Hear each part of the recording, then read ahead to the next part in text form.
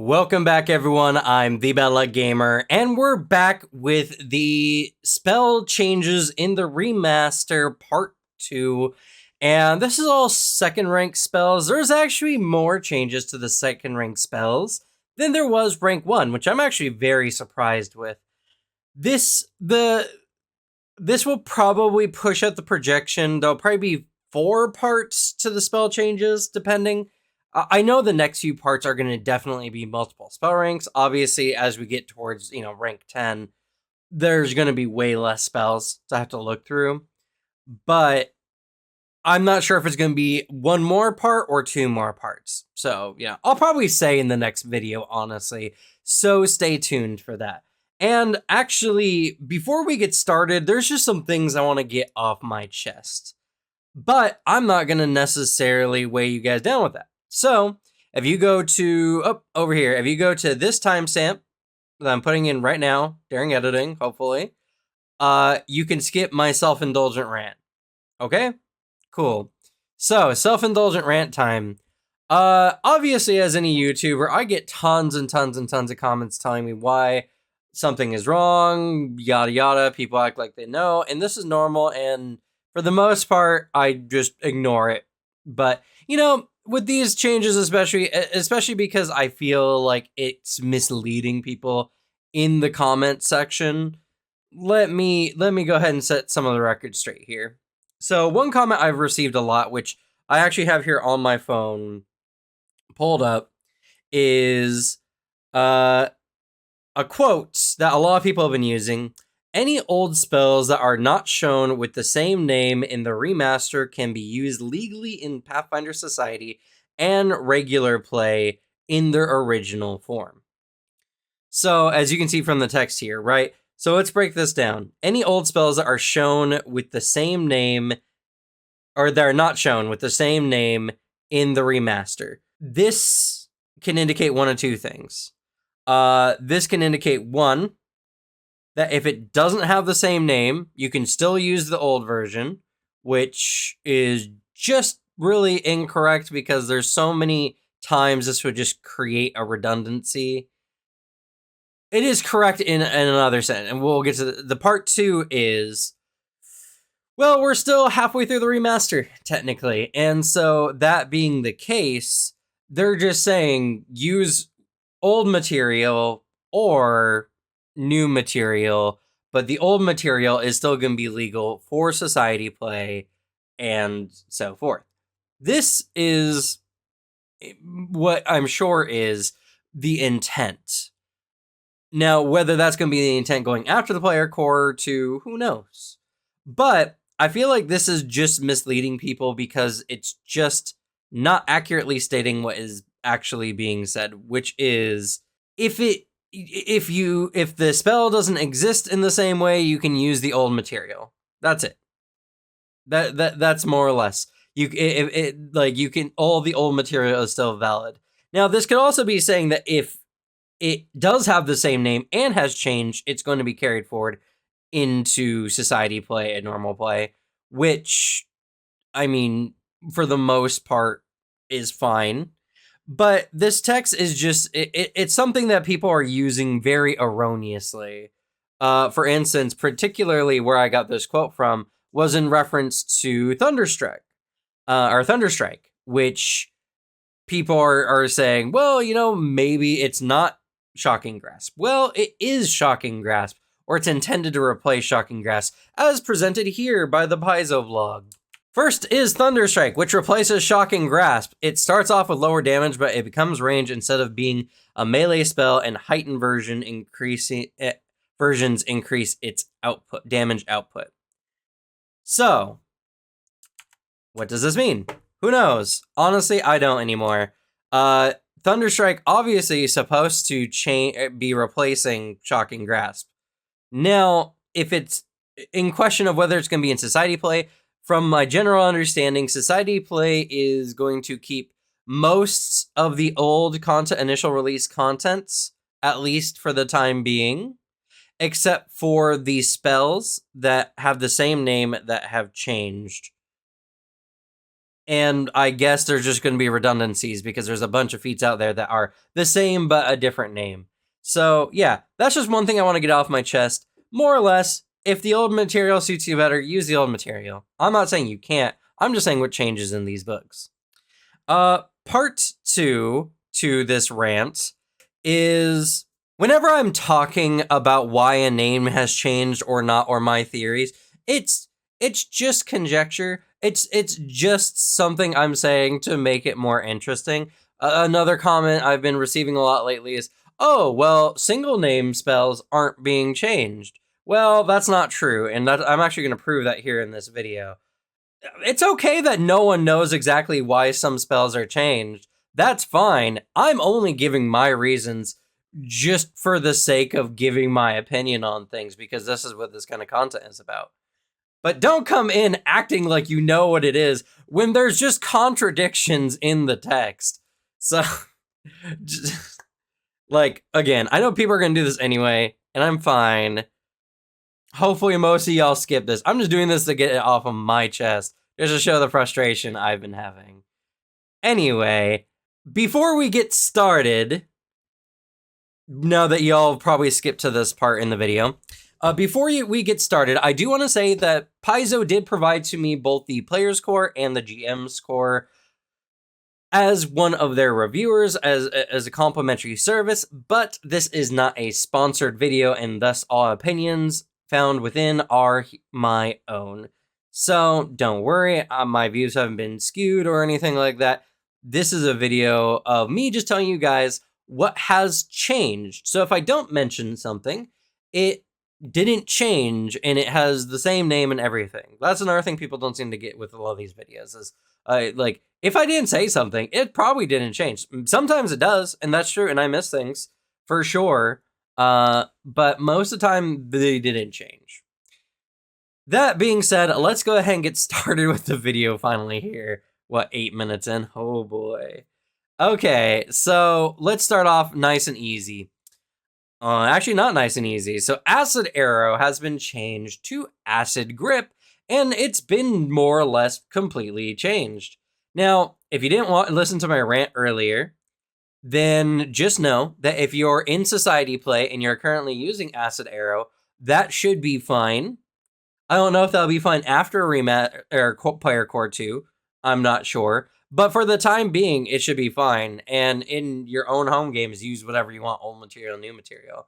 But let's talk about the new change to Acid Grip here. So Acid Grip is not an attack spell, and it doesn't have the attack trait. And I was notified that apparently the devs have acknowledged that the spells with the attack trait that don't have an attack spell are actually things that need to be errated out. So, you know, that's good to know. But it has the same range, and now it's based on a reflex saving throw, and it has a duration. This duration is related to its effect. So now it does, let's see here, it does a little bit less damage, and now does 2d8 acid damage rather than 3d8 acid damage. It still does the additional persistent acid damage though, which is super good. I really like that. And a creature taking persistent damage from the spell takes a minus 10 foot status penalty bonus to its speeds. I actually really like this. This is a really good way to do some pretty good damage, add a really good amount of persistent damage, and slow the enemy down. This is actually probably one of the better slowing spells in the game, in my opinion. Now, because it's a save, it also has some effects based on what saves there are. Now, if the creature succeeds, they only take half the damage and no persistent damage. But the claw moves it up to 5 feet in a direction of your choice, which is actually kind of cool. It's like an automatic shove, pretty much. And that's when they succeed the check, so that's really cool. Now, on a failure, they take full damage, full persistent damage, and the claw moves them 10 feet in a direction of your choice. And critical failure, double damage, but only full persistent damage, so it doesn't double the persistent damage. And the claw moves the target up to 20 feet in a direction of your choice. And it actually heightens the same as Acid Arrow did. 2d8 acid damage, 1d6 persistent acid damage more every 2 spell ranks. So, that being the case, Acid Grip, I think, is actually a pretty big buff, in my opinion.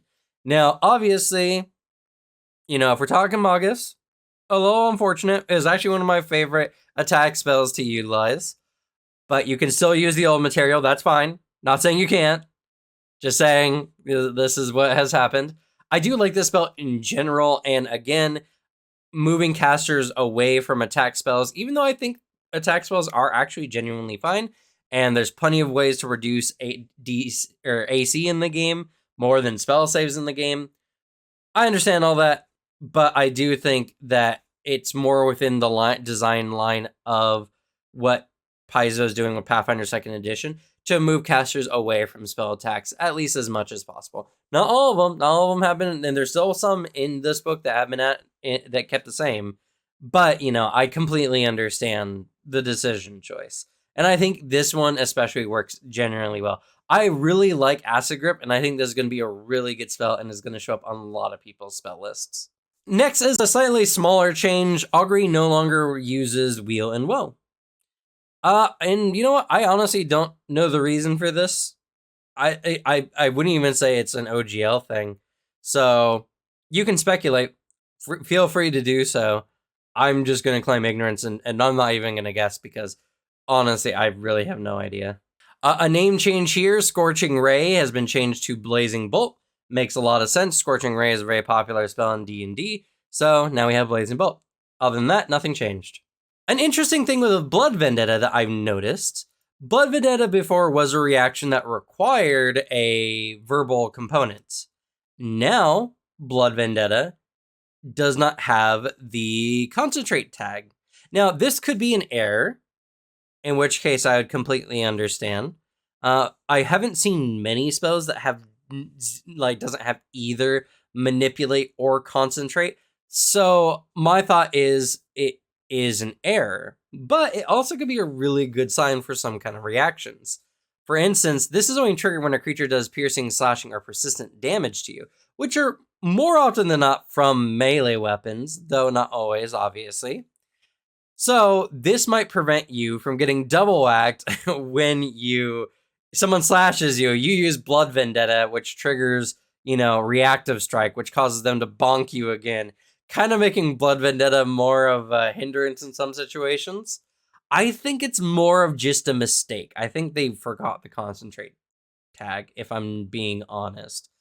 But this also could just be an indication of design choice, where certain reactions like this are going to be lacking in concentrate or manipulate to make them better use in the situations they're intended to be used. So I don't know. I mean, concentrate isn't one that reactive strike can normally work against anyway, only in very specific cases. But yeah, it's possible. But I honestly, if I was to say my true opinion, I think they just forgot to add the concentrate tag here. But I just figured I'd mention it.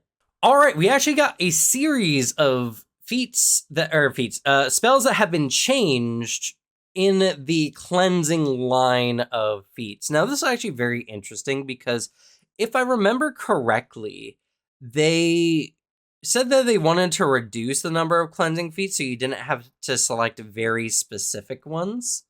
But they have 4 different spells here. I keep saying feats. 4 different spells here that do different things, but all in the cleansing line. For instance, Restoration, which was kind of a combination of a lot of different effects, has been changed to predominantly cleanse affliction. And when I say changed, I'm using that term very lightly because there's a few other feats. They all just kind of combine together to make the change. But anyway, so essentially Restoration has been changed to Cleanse Affliction. Now Cleanse Affliction only works on any condition that essentially has stages. And other than that, it did get a buff where now when you heighten it at 3rd and 4th ranks, it attempts to counteract first diseases or poisons and then curses, diseases, or poisons. And it no longer adds a gold value to the reduction. And it's just a pure counteract rather than reducing it by 2 stage, which it kind of did before. Overall, a general buff, but let's take a look at the other one, shall we? For instance, the spell Remove Fear has been changed to Clear Minds. Remove Fear before was highly situational. Well, not highly situational. It was something that you would use if a fear effect was way worse than necessary. I say such highly situational because fear just naturally falls off more often than not, and remove fear only just, well, removed the fear status. Didn't do anything about targets fleeing or the like. Clear mind now works on fleeing frightened or stupefied targets, and it has this additional kind of effect that you're going to see in some of the other variations here. That if the failed counteract effect would have worked if the counteract or if the thing being counteracted was 2 ranks lower, instead you suppress the effects until the beginning of your next turn, essentially allowing you to spend another spell slot, admittedly, but try again on your next turn. The effects duration doesn't elapse while it's suppressed, so it kind of like becomes static. So for frightened, obviously not a super great thing, but this spell can't counteract or suppress conditions that are a part of curses, diseases, or natural state of the target. So what I'm assuming their meaning by this is if it says, kind of like Acid Grip earlier, where if you're under the effects of the persistent acid, your speed is reduced, you might come into an effect where while the target is frightened, it's also something else. You can't reduce that effect, only the fleeing, frightened, or stupefied parts. Now, as you heighten it, it does improve, adding more to the list, for instance, at 4th rank, and now adds confused and controlled to the list. At 6th, it adds doomed to the list, and at 8th, it adds stunned to the list of conditions. So overall, this is the, I guess, affliction version of this spell. This is the mind version of this list of spells. But there are 2 more. Restore Senses got changed to Sound Body, which now if the target is blinded, dazzled, deafened, enfeebled, or sickened, it does these conditions, and similarly to Cleanse Mind, this one also suppresses the effect if you fail the counteract, but it would have succeeded if it was 2 ranks lower. And in addition to the whole, contingent of like, while this creature is affected by this effect, it has an additional effect. It doesn't suppress those effects. It now adds the drained condition and stunned conditions as you heighten it at both 4th and 8th rank. And finally, remove paralysis has been changed to sure footing. This is 2 actions, and this one counteracts the effects of clumsy, grabbed, or paralyzed. Also, I find this part very interesting because it says if you didn't counteract the effect, but you would have counteracted it with rank, if its counteract rank were 2 lower, instead you suppress the effects until the beginning of your next turn. That is strange considering this effect's grabbed. So the enemy doesn't have the target grabbed, but then automatically re-grabs the target at the beginning of your next turn. I don't know. This one has a slightly different thing. So that's a very weird part, in my opinion. The grab part doesn't make sense. Clumsy, paralyzed, obviously do. Grabbed is one of those parts that I would probably not suppress as the GM, honestly, on a failure, of course. Normally you don't counteract grabs, so that's also very strange. Now, as you heighten this one, you add immobilized and restrained to the list of conditions. And at 6th rank, you add petrified, and at 8th rank, you add stunned. Stunned actually has a little bit of overlap here with, I believe, Cleanse Mind. So, yeah, these feats, and I say replace loosely because, again, they didn't do the same exact effects, but those spells aren't found in this book, and I don't think we're going to see them in Player Core 2. So that's why I'm saying replaced. In any regard, I don't know how I feel about this one. I wish they'd combine them into 2 different spells at the very least. I would have preferred just a general restoration. But, that is what it is. Also, I mean, they removed restoration, which is a 1-word, if you didn't listen to my rant earlier, a 1-word spell. Granted, you could say it got reworked, and I'll give you that, but not for the next spell here on this list. As the next spell on this list is Entangle. It got changed to Entangling Flora. Nothing else changed about the spell. No rework nor nothing. So that's a 1-word. that did get changed. I'm just saying, I'm just pointing it out. That's all I'm doing in these videos. It's just pointing it out. I'll give my conjecture short. Entangle is a very popular spell, so I'm not surprised the name got changed. I don't know. Make of it as you will. Pettiness aside, Magic Mouth got changed to embed message and has been tweaked slightly. Now, in addition to, well, one, you no longer create a mouth that speaks on something, which I think is just weird in general. So I agree with that part. Now you see text that appears in front of you and you hear a disembodied voice. In addition to the 25 words, you can also heighten this to 4th rank and 6th rank to add additional things. For instance, at 4th rank, you can add simple sensory components and emphasize the message, like an odor, visual effect, or physical sensation. This addition is obviously illusory and part of the message, lasting only while the message is being read. And the 6th rank version, the 6th rank version is the same as 4th rank, but you can choose how many times the spell repeats the message before it ends. There's no limit to the number of repetitions. I think that's going to be really funny. Is it every time they pass it plays, or is it just a broken record in someone's face? I think that part's hilarious, but I think the intent is every time the trigger occurs, the message can be played again, which makes the most sense. But the other way I think is funnier. So overall, I actually thoroughly enjoy this change. It's actually a buff when you consider that deaf characters before couldn't make use of Magic Mouth. I mean, I guess you could argue they could read the lips of the Magic Mouth, but, this just makes better sense. And now you can heighten it to add additional effects, making a better, essentially, secret message, which I think overall is really good. So, in all honesty, a general buff to what was Magic Mouth. Another name change here. This one is Endure Elements. It has been changed to Environmental Endurance. Similar to a D&D spell, so yeah, I get it, totally. Makes sense.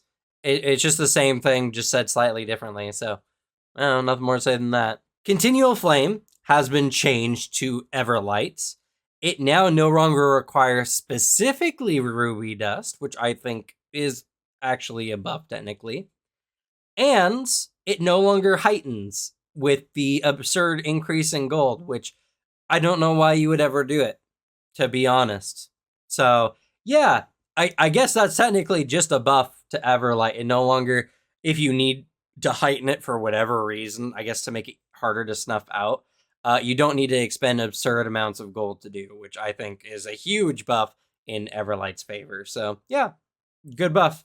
Next up is another slightly small change. False Life has been changed to False Vitality and now no longer gives, what was it? I think 6+ your spellcasting modifier in temp HP. It now just gives you a flat 10, which for most people means nothing changed. So overall, I like it. It also doesn't punish classes who don't invest in or who pick like False Life up as an additional spell, like a martial, for instance. Actually, it makes it a really good choice for some martials because it's just 10 temp HP. You can toss on yourself for essentially a level 2 spell slot. I think a level 2 might be a little bit high for 10 HP in my opinion.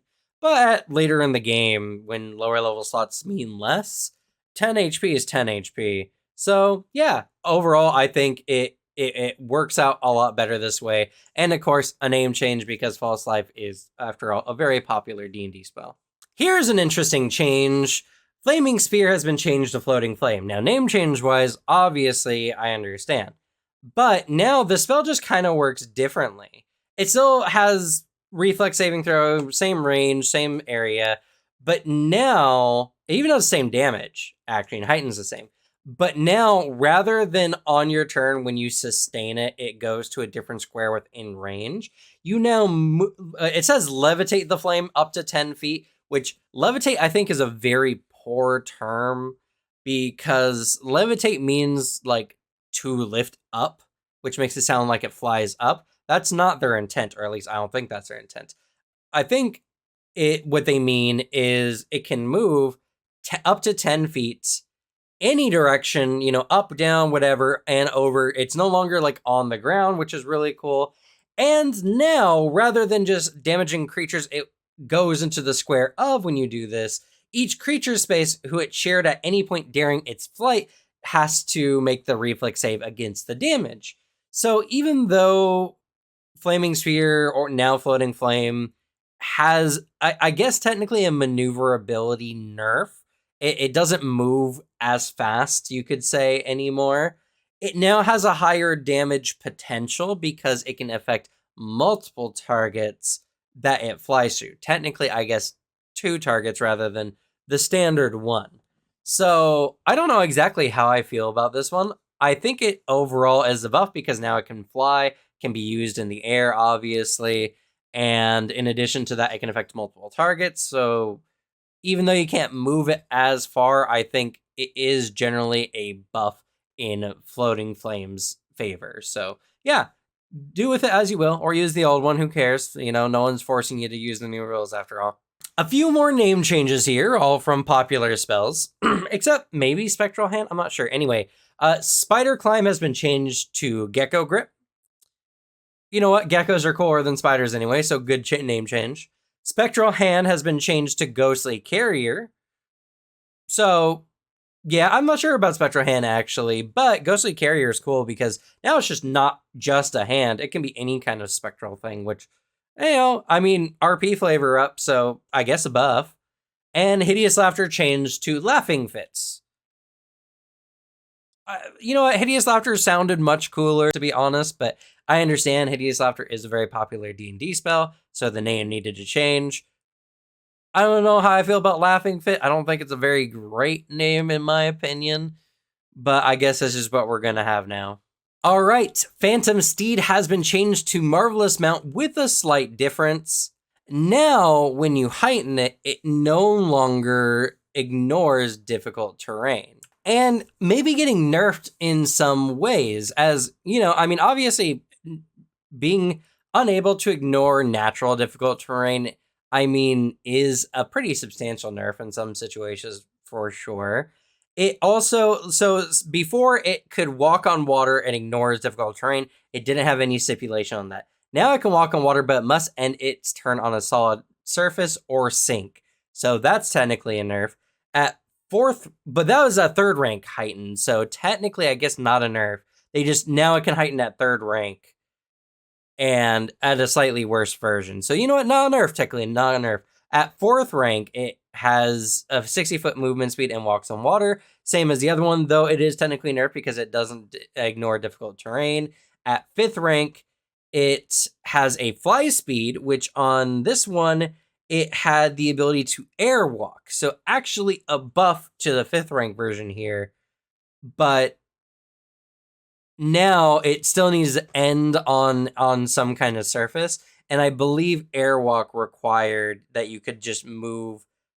Yeah, you just treated. Oh no, you could ascend and descend in this way at a maximum. So maybe it's the same. I don't know. Technically, you could fly up though, so I'm gonna call it a buff for Marvelous Mount here.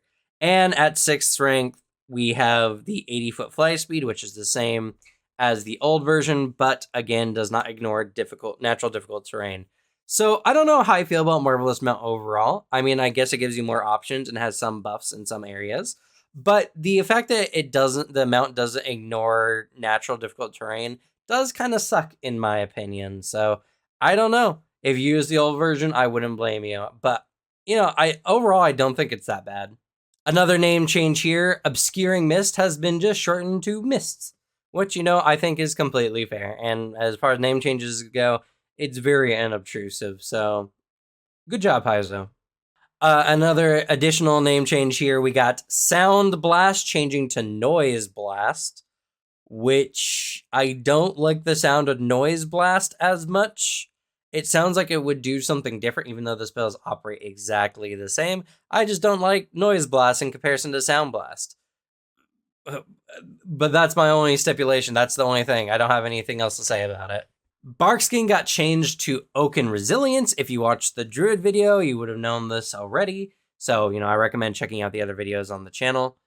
But yeah, so that being the case, I think Barkskin is obviously a very classic move. So Oaken Resilience a bit wordy, but you know what? I like it. It does sound cooler than Barkskin, so I'll give it that. Also, yeah, Barkskin, technically one word, but I guess it was invented for D&D, so I'll get off my high horse on this one.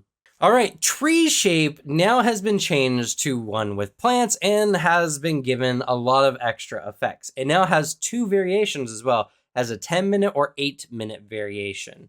So now you can merge with plants. It is the 10-minute version, and when you cast a spell, you touch a plant with enough volume that will fit you and your possessions.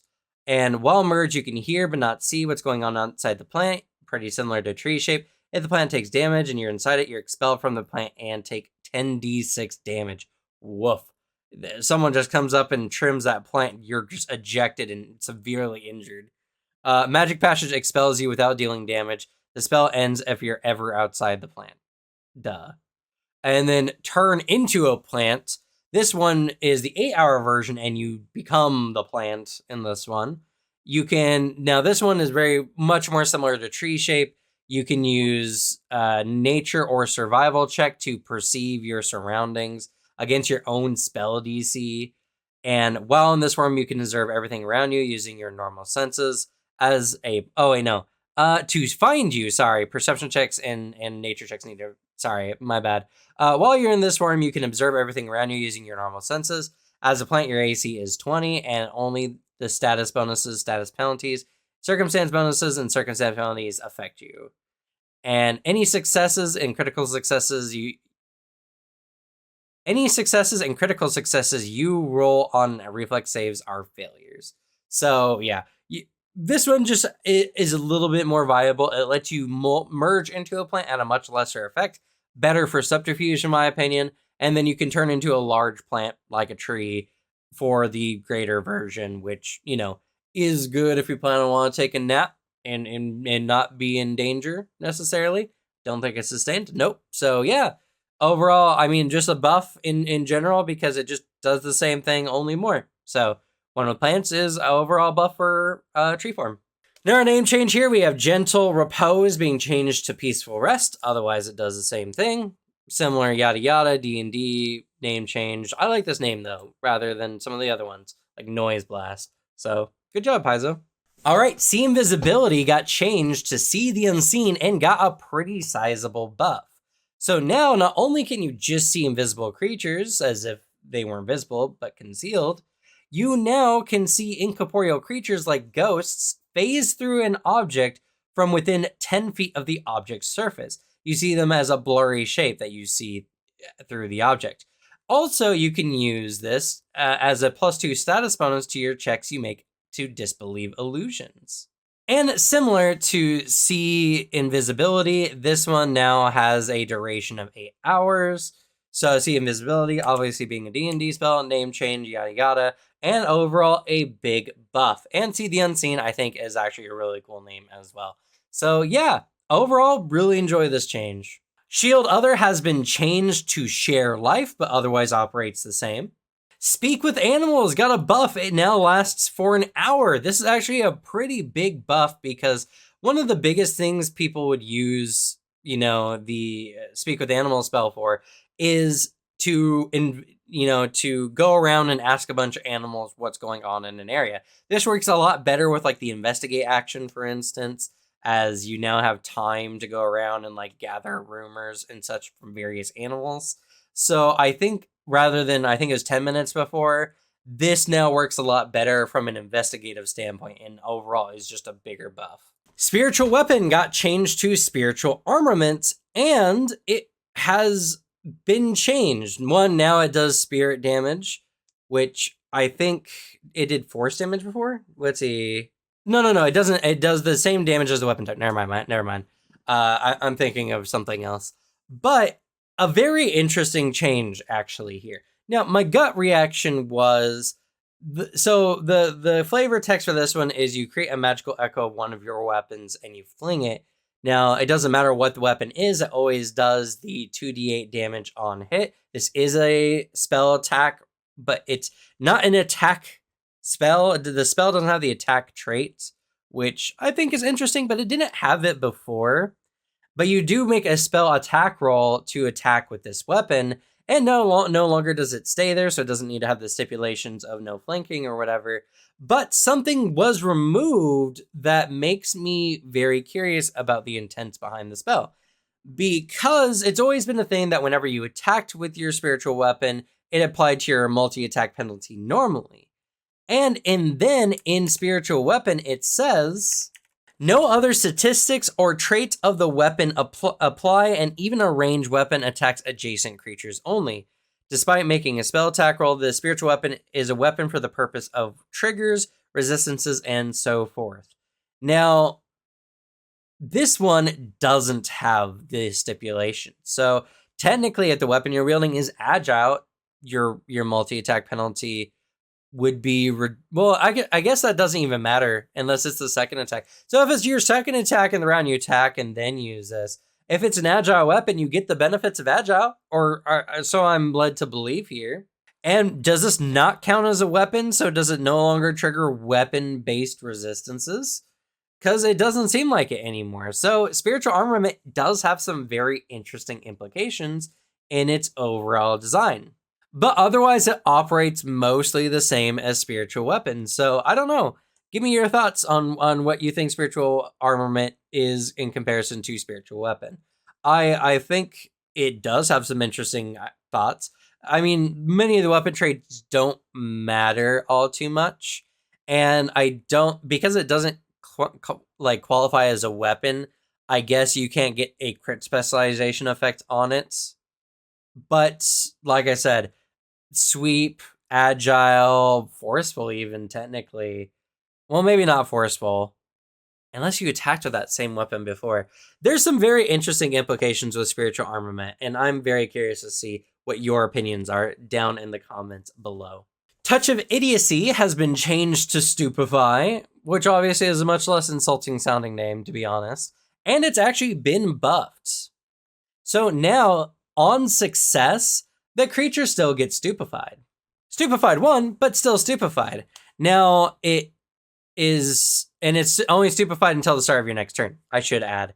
Now, if it's a failure, it's stupefied 2, and if it's a crit failure, it's been reduced to stupefied 3 rather than stupefied 4. I think the change is worthwhile. Making it so the enemy still is stupefied on a success, I think, is a much bigger buff than trying to bank for the extra stupefied rank on crit failure. So overall, I'm going to consider Stupefy a buff, considering that now it's just more likely to go off, and it's no longer a save or suck kind of spell. So yeah, I really like this change personally. And one more name change before we get towards the end here is Comprehend Languages has been changed to Translate. So that is the list of changes, but I do want to add an additional section here. 2 sections, actually, technically. First, we're going to talk about spells not found in this book. I'm not going to say spells removed. I said this kind of with the last video as well, but they obviously were trying to keep these books, on the thinner side. And obviously, I think some of these spells we're going to be seeing again in Player Core 2. And if anything, this is the thing where people are saying if you don't find them under their old name in the book, you can still use them. So the spells that aren't found in this book that I think will be showing up in the next book is Death Knell, Fairy Fire, Ghoulish Cravings, Glitter Dust, Mirror Image, Misdirection, and Web. So that's a pretty significant number of spells. Like I said, we're already I'm about 50 minutes into recording this video. It's probably much less for you guys because I had to research some things. So yeah, these are the spells I think are just going to show up in Player Core 2. And regardless, you guys can just use the old rules anyway. No one's stopping you. So these spells are still in the game as far as I'm concerned and anyone else. But some spells that I do think are intended to just be removed is Enhance Victuals, which now with, I think it was the Cleanse Food one. I can't remember before, but the Cleanse Food one did the same thing as Enhance Victuals anyway. So Enhance Victuals is just become irrelevant or redundant. Actually, worse than redundant. It's just bad now because it's a higher spell rank and it doesn't clean your food when you use it. So enhanced victuals, I think, is just gonna be removed from the game. And as well, undetectable alignments, I feel, is gonna be removed from the game. Maybe they'll add another spell in that does something similar to player core 2.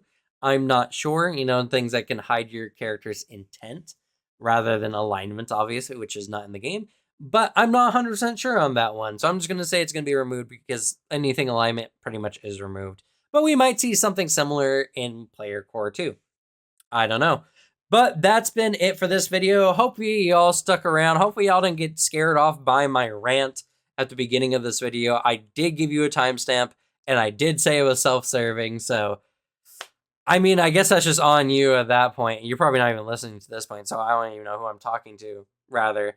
But yeah, by the time most of you are seeing this video, the channel has hit 4,000 subs. Insane. This channel has grown 2,000 subs in 9 months, almost exactly 9 months, actually. I want to thank all of you so much for, boosting the channel as much as you have, helping me out. The last 2 weeks have been huge for the channel. I've been so happy to do all this work for y'all here, and I plan on doing much, much more. So if you want to see more stuff on the remaster, because I still got some more content coming out, please subscribe. And if you want to join our community, our ever-growing Discord is in the description below, where we talk all things tabletop, not just Pathfinder 2nd Edition. And as well, we're going to be having some community events here in the future. I know my mods are planning some more community events, so I'm very stoked to see how much bigger the Discord will get.